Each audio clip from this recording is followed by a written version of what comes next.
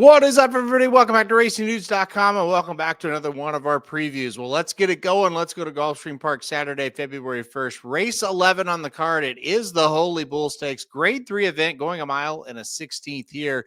And a field of 7 will line up at Gulfstream. I'm going to put the race up on the screen now, and we'll handicap this one by one. Should be a hell of a race. I think this one, when I first look at it, I don't know that there's a superstar in here, but I also don't know that there's not, because there's some horses that are kind of on the cusp of maybe being pretty good, but this is a huge proving ground here. So we'll kind of see what happens. All right, let's go to it now. Let me get the right one up on the screen for you there. That's the Withers. Let's go down. There you go. There's the Holy Bull. All right, we'll go to number one, Kinetic Control, to kick us off here at Gulfstream in the Holy Bull, of course.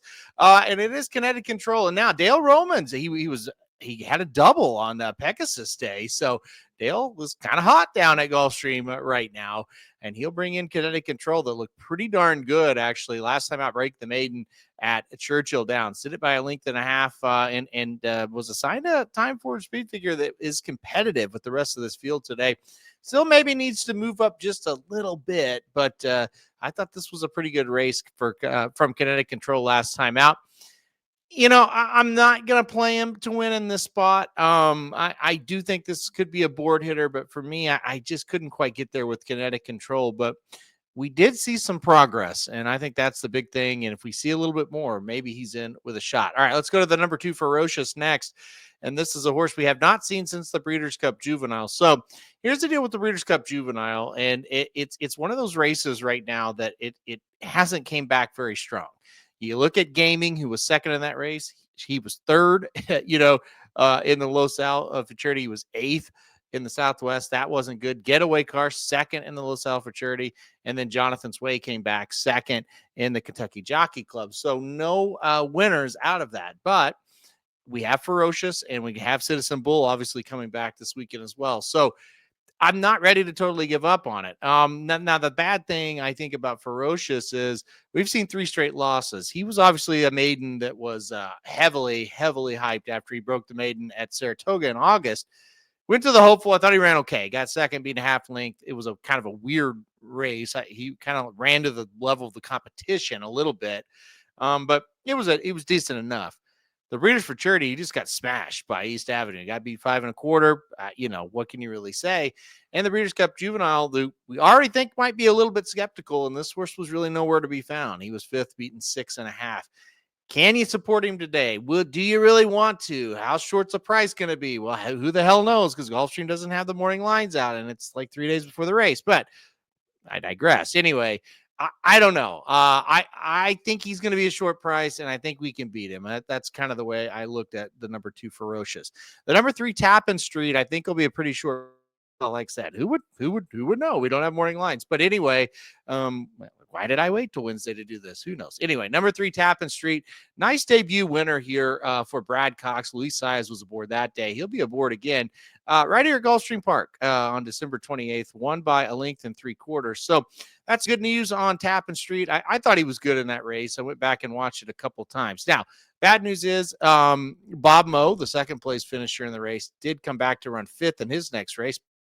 Good news, Jimmy's Dailies, the 4th place finisher in the race, did come back to win on Pegasus World Cup Day in a maiden special weight. Solid Left, a horse that was kind of an also ran, he came back to win in his next start as well. So all in all, yeah, Bob Moe, maybe he didn't run all that well in his next start, but we've had a couple of next out winners, so that maiden's probably pretty decent. The speed figure is very competitive with everybody here, so I think number 3, Tappan Street, is in with a big-time shot. I love that Saez stays aboard because the number 4 horse is Guns Loaded. Now, here's the deal. Saez has been aboard Guns Loaded 3 times. He was aboard 3 different horses in their last start heading into the Mucho Macho Man, and he chose Guns Loaded. Great choice. The horse won. He now jumps off Guns Loaded to run Tappan Street. That tells me everything I need to know. I'm not real excited to run to the window and bet Guns Loaded to win. Now, he does get Irad aboard, Irad Ortiz Jr., so that's okay. That's just fine. The other big problem is I just don't know. I know the horse has a pedigree to go all day as far as, longer distances, but He looked pretty spent at a mile, so I am just skeptical. And Saya's jumping off. That's a big sign to me. So I'm not excited about Guns Loaded in this one. Number 5 is He's Not Joking. This horse tried dirt for the first time last time out in the Kentucky Jockey Club. He was 8th, beaten 10.5. It was a disaster, not very good. The horse had been, or was a grade 3 winner on the synthetic there at Woodbine. Pretty good runner on the synthetic, but that race in the Kentucky Jockey Club, not good at all. Now, kind of had some trouble, not the cleanest of trips. New jockey today. Look, if you want to play a long shot, I have seen him do some things on the synthetic that might make him competitive if he could run that type of race here. He's not for me. If you want to play a longer price, I don't think he's lacking like all kinds of talent. I think he's decent enough, but I just don't think he's going to make much of an impact here. The number 6, Burning Glory. Now he's very interesting to me. This feels like a typical Bill Mott 3-year-old that's kind of rounding into form. He wasn't good on debut, but he got beat by a nice horse. He got beat by another nice horse again in his second start. He did get second that day, only beaten a length and a half. And then last time out, I thought he was excellent. He maiden special weight at Churchill Downs there on December 1st. He beat a horse called the Warden, and the Warden ran, I thought, extremely well that day. And Burning Glory was able to get the job done and beat him. So, the bad news is we do have just one next out winner or one horse to come out of that maiden special weight race, to win. And it was one of the also rans. The Warden came back, run very well in his next start. So, there are some bad signs about that main special weight, but boy, I really thought this horse ran well.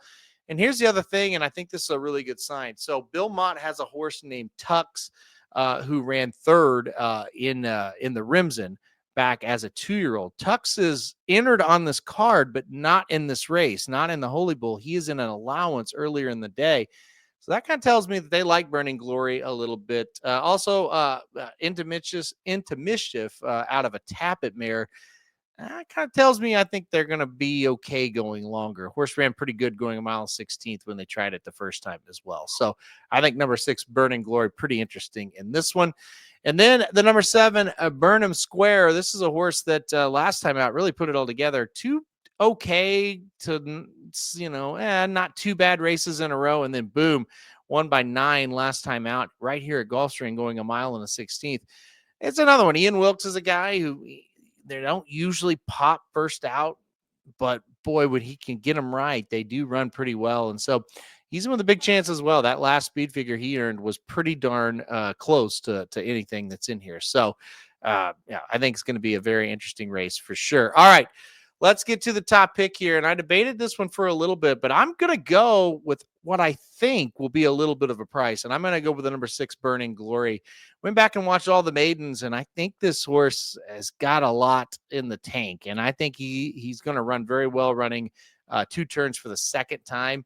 I like that Mott brings this horse to this race, and not Tux. I think that kind of a sign that Burning Glory is the horse that Mott really likes. So I'm going to go number 6, Burning Glory on top. I do like the number 3, Tappan Street as well. I would play him on your tickets as well. I think he's a pretty solid horse. And again, you really can't overstate it with Tappan Street. Getting Luis Saez, to ride instead of, Luis riding Guns Loaded. That's a big time sign to me. So, but on top for the Holy Bull, I'm going to go number 6, Burning Glory for Bill Mott. We'll see if he can get the job done. All right, guys, that'll do it for our preview of the Holy Bull Stakes live from Gulfstream Park on February 1st.